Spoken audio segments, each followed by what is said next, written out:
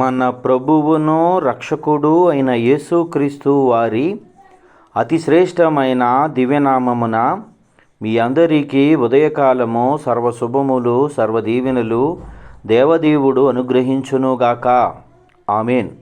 దేవుని బిడలారా, ఈరోజు 19వ తారీఖు డిసెంబరు నెల 2024వ సంవత్సరము.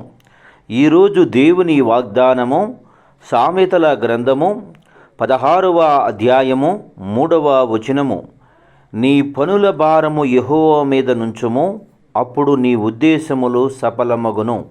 దేవుడు తన పరిశుద్ధ లేఖన భాగము నేటి ఉదయకాలము మీ వినికిడిలో మీ జీవితములో ఈ వాగ్దానాన్ని దేవదేవుడు నెరవేర్చునుగాక. దేవుని యందు ప్రియ సహోదరి సహోదరులారా, దేవదేవుడు మీకు ఈరోజు ఇస్తున్నటువంటి మాట వాగ్దానము, నీ భారము యెహోవా మీద మోపము, అప్పుడు నీ ఉద్దేశములు సఫలమగును. సహోదరులారా, దైవ గ్రంథమందు విశ్వాసులకు తండ్రి అయినటువంటి అబ్రహాము గారి యొక్క పెదదాసుడు ఎలియాజరు, దేవుని బిడలారా, ఆయన భారం మొత్తం యెహోవా మీద పెట్టాడు. తాను మోకరించి తన తోటి ఉన్నటువంటి జనాంగముగా ఉన్నటువంటి తనకు తోడుగా వచ్చినటువంటి దాసులను మోకరింపజేసి, తనతో వచ్చినటువంటి పశువులను కూడా మోకరింపజేసి భారం మొత్తము దేవుని మీద పెట్టాడు. తన యొక్క ఉద్దేశము సఫలమయ్యింది. సహోదరి సహోదరులారా, దేవుడు మీకు కూడా ఈ ఉదయకాలమందు ఈ మాట తెలియజేస్తున్నాడు. మీ భారం మొత్తము యేసయ్య మీద తెలియజేయండి. యేసయ్య అంటాడు, ప్రయాసపడి భారం మోసుకున్న సమస్త జనులారా, నా యొద్దకు రండి, మీకు విశ్రాంతి కలుగజేస్తాను, మీ కాడిను నా మీద దింపుకోమని యేసయ్య తెలియజేస్తున్నాడు. సహోదరులారా, మన ప్రతి భారము ఆయన మీద మోపిరేడలా ఆయన ప్రతి భారాన్ని మోసి మనకు తేలిక చేయగలడు. సహోదరి సహోదరులారా, ఎంతో కాలము నుండి నీవు నీ భారాన్ని నీవే భరిస్తూ నీవే మోస్తూ ఆ భారము నుండి నేను ఇక విడిపింపబడలేను, నన్ను విడిపించువారు లేరు అని నిన్ను నీవు నీరసించిపోయే వ్యక్తిగా ఉన్నావేమో. సహోదరుడా, ఈ భారాన్ని నేను భరించలేను, ఈ కష్టాన్ని నేను భరించలేను, నా తలకు మించిన పనిగా ఉన్నదని చెప్పి నీవు భయపడిపోయే వ్యక్తిగా ఉన్నావేమో. సహోదరులారా, మీరు గమనించగలిగినట్లయితే యెహోషువపాతు అనే రాజు తనను చుట్టముట్టొచ్చిన శత్రు సమూహము మాటలు తనకు భయంకరమైన స్థితిలో వినిపించబడినప్పుడు తాను తనతోనున్నటువంటి జనాంగానందరినీ సమకూర్చి దేవుని సన్నిధిలో భారం మొత్తం ఆయన మీద మోపివేస్తాడు.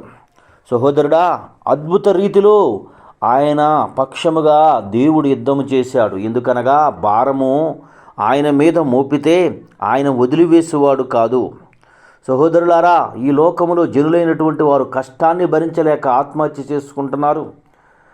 సహోదరులారా, కుటుంబాన్ని భరించలేక ఆత్మహత్య చేసుకుంటున్నారు. సహోదరి సహోదరులారా, ఉన్నటువంటి ఆర్థిక ఇబ్బందులను తట్టుకోలేక ఆత్మహత్య చేసుకుంటున్నారు.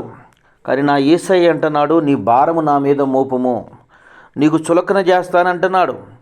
గొల్యాత్ అనే సూర్యుడు, గొల్యాత్ అనే వ్యక్తి తన జనాంగమైనటువంటి దేవుని జనాంగమైన ఇశ్రాయేలు ప్రజలను దూషిస్తూ తృణీకరిస్తూ ఉన్నప్పుడు వారి పక్షముగా దేవుని బిడ్డ దావీదు వెళ్ళి నేను వారితో యుద్ధం చేస్తాను అని చెప్తే, యుద్ధం చేస్తాను అంటే యుద్ధము దావీదు చేస్తాడనుకున్నాడు సౌలురాజు, దావీదు చేస్తాడనుకున్నాడు జనాంగము. అయితే దావీదు అంటున్నాడు, నేను కాదు యుద్ధం చేసేది, నా పక్షముగా యెహోవాయే యుద్ధం చేయును, నా భారం మొత్తం ఆయనకు ట్రాన్స్ఫర్ చేసేసాను, నా భారాన్ని మొత్తం ఆయన మోసేస్తున్నాడు, ఆయన మోసేసి ఆ భారం నుండి నాకు విడుదల కలగజేస్తున్నాడు అని ఆ పని భారం మొత్తం దేవుని మీద మోపివేసి ఉన్నాడు. తన ఉద్దేశము సఫలమయ్యింది.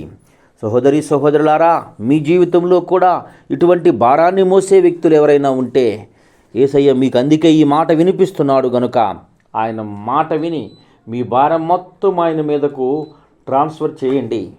మీ భారం మొత్తము మోసినటువంటి దేవుడు మీకు విశ్రాంతి కలుగజేసి మీకు సమాధానం అనుగ్రహించి దీవించి ఆయన కృపలో బలపరిచి భద్రపరిచి నడిపించును గనుక సహోదరి సహోదరుడు ఇక కృంగిపోక, ఇక బాధపడక, ఇక నీరసించక ఆయన వైపు చూస్తూ నీ హృదయాన్ని ఆయన తట్టు త్రిప్పుకునే ఎడల నిశ్చయముగా నీ జీవితంలో నీకు విశ్రాంతి దొరికి నీకు సఫలము, నీ ఉద్దేశములు సఫలమగి ఆనందించి అనేకులకు సాక్షిగా నిలబడే కృప దేవుడు మీకు అనుగ్రహించునుగాక. ఆమేన్. తండ్రి నీకు వందనాలు, స్తోత్రములయ్యా. నేటి ఉదయకాలమందు నీ బిడలైన వారు ఎందరూ బిడ్డలు ఈ మాటలు వినుచున్నారో వారందరి జీవితములలో తండ్రి ఈ వాగ్దానం నెరవేర్చి వారిని సంతోషపరిచి వారి సమస్త భారము నీ మీద మోపి చులకన చేసుకుని ఆనందించి స్థుతి కృప దయచేసి నడిపించి నీ కాపుదల్లో భద్రపరచమని యేసయ్య నామం పేరట ప్రార్థన చేయుచున్నాను మా పరమ తండ్రి. ఆమేన్. తండ్రి అయిన దేవుని ప్రేమయు, కుమారుడైన యేసుక్రీస్తు వారి కృపయు, పరిశుద్ధాత్మ తండ్రి అన్యోన్య సావాసం ఇప్పుడును ఎల్లప్పుడూ నా సన్నిధితో సదాకాలం తోడేయండి, ఎంబడించి నడిపించును గాక. ఆమేన్. God bless you. దేవదేవుడు